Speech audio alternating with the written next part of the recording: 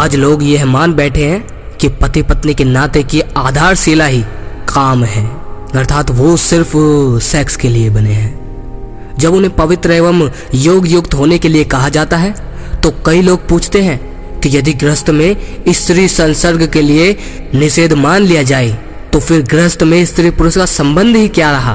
वे कहते हैं कि वासना भोग तो साधारण सी बात है और इसके लिए ही तो विवाह किया जाता है, अपनी काम वासना बुझाने के लिए ही तो विवाह किया जाता है। स्त्री संसर्ग तो एक प्रकार से गृहस्थ धर्म ही है, मतलब लगातार काम वासना में लीन रहो।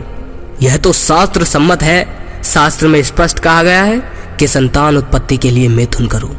अब सच सुन लो। इस विषय में पहले तो ये गलत धारणाएं अपने मन में से निकाल देनी चाहिए कि विवाह केवल संभोग के लिए किया जाता है। गलत।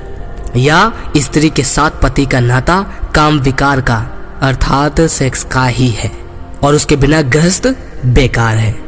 दोस्तों, शास्त्र तो कहते हैं कि स्त्री अकेले में दोस्त और धर्म कार्य में पिता और दुख में माता की तरह होती है। ध्यान दीजिए, एकांत में मित्र, धर्म कार्य में पिता और दुख में माता की तरह होती है। उसे तो मनुष्य की मुक्ति का, संसार सागर से तरने का भी मूल अथवा निमित्त माना गया है। स्त्री बहुत ही पवित्र है। शास्त्रों में पवित्र नारी की तो बहुत महिमा की गई है। सभी तीर्थों को पवित्र नारी के चरणों में माना गया है। अतः ये कहना कि पति पत्नी का नाता तो है ही केवल काम क्रिया के लिए, ये तो अत्यंत तुच्छ और मलिन विचार है आपके। नारी यदि घर का कार्य करती है तो नर घर के बाहर का अर्थात आजीविकोपार्जन इत्यादि का काम करता है। दोनों ही एक रथ के पहिए की तरह है। दोनों मुक्ति तथा जीवन मुक्ति रूपी लक्ष्य की सिद्धि के लिए एक दूसरे के सहयोगी हैं। दोनों का आत्मिक नाता क्या कम महत्व है? हमें तो ये समझना चाहिए कि दोनों एक दूसरे का पतन करने वाले नाते से बंधे हुए नहीं हैं, बल्कि एक दूसरे के कल्याण के निमित्त संबंधी हैं। अतः ये कहना कि संभोग तो गृहस्थ का धर्म है, यह तो बहुत ही पतनकारी विचार है। धर्म तो पवित्रता का दूसरा नाम है।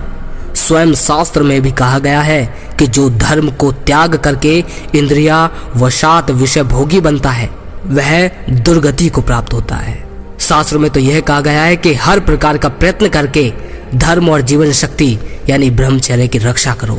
यह नहीं कहा गया कि खूब काम भोग करो शादी के बाद। दोस्तों, आपकी पत्नी जो है वो दुख में आपकी माँ भी है और धर्म के कार्यों में आपके पिता भी है और एकांत में आपके लिए एक दोस्त है।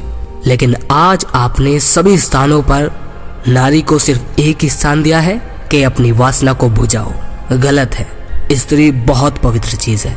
तो अब आप समझ गए होंगे कि वाकई में गृहस्थ का क्या धर्म होता है और कैसे जिंदगी को सुखमय और शांतमय बनाएं। अगर लगे शेयर करने लायक तो इस ज्ञान को यहीं तक सीमित ना रहने दीजिए, ज्यादा से ज्यादा लोगों तक पहुंचाइए। अगली वीडियो में फिर मिलते हैं। जय श्री कृष्णा।